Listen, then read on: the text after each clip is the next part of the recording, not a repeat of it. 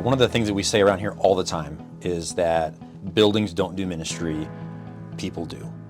The reason my wife and I get up on Sunday mornings and pack all four of our kids in a minivan and haul them to church is not because we're loyal to the brand or because they have a really cool building. The reason we go to church is to be in community with other people, to be life on life and to be in relationships with people that can challenge us and that we can grow as disciples. Our mission at RisePointe is to help evangelistic churches and Christian schools align their environments for kingdom impact, right? And when we think about the work that we do as designers, yeah, we're creating spaces, we're building buildings, we're doing projects, but at the end of the day, it's about the people who are going to occupy those spaces, and it's about the ministry that they're going to do in them. I think it's way too easy in the middle of a capital campaign or a construction project to take our eye off the ball, right? And to make it about the building or to make it about the space or the money or any number of things, right? Because it's hard and complicated and takes a long time.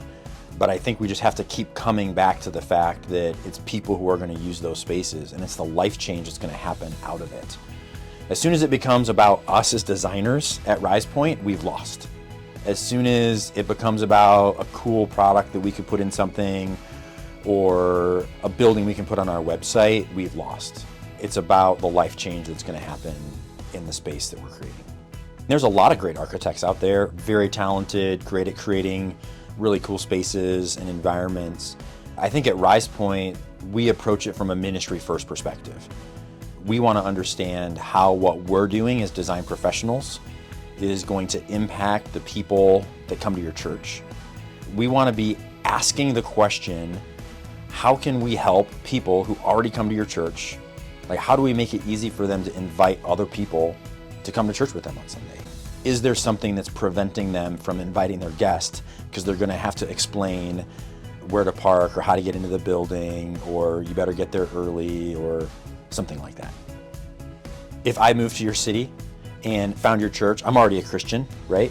I've gone to church my whole life. I'd figure out the workarounds. I'd figure out if I have to get there a little bit early to check my kid in. I'd figure out which side of the sanctuary to sit on because it sounds better. I'd be able to navigate all of those things as a Christian and as someone who understands what church is all about. But if the Holy Spirit is convicting me and saying, hey, Aaron, like, why don't you invite your lost neighbor to come to church? Because, man, Jesus would make a huge impact on his marriage, on his finances, on his, like, how he is as a dad. And if, like, very next thought in my head is, but I have to explain to him that, like, the bathrooms are smelly, or, hey, don't worry about this, or, hey, try to sit on the right. Like, as soon as there's an excuse that I have to make, we've lost already. And so when we're not thinking about our environments from a guest first perspective, we lose the opportunity to measure the things that are going to be really impactful in that environment. We're trying to remove those things that make it difficult sometimes for your existing congregation to go out and invite lost people to come to church with them. When I talk to our team internally about buildings not doing ministry but people doing, I think it just creates a framework for how do we even evaluate our design internally. So we're constantly having conversations about how is this going to impact the people that are going to be in this environment, and how does it create new opportunities for the people who are already members of this church, already part of that Christian school, to want to invite their friends to be part of it. Yeah, we use it as an evaluation tool for everything that we do.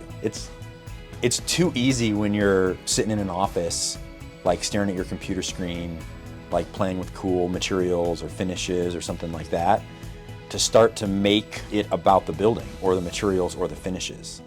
So it has to be the standard by which we judge whether or not we're doing a good job at RisePointe, by whether or not people who are going to eventually occupy that space are able to do more, better ministry out of it.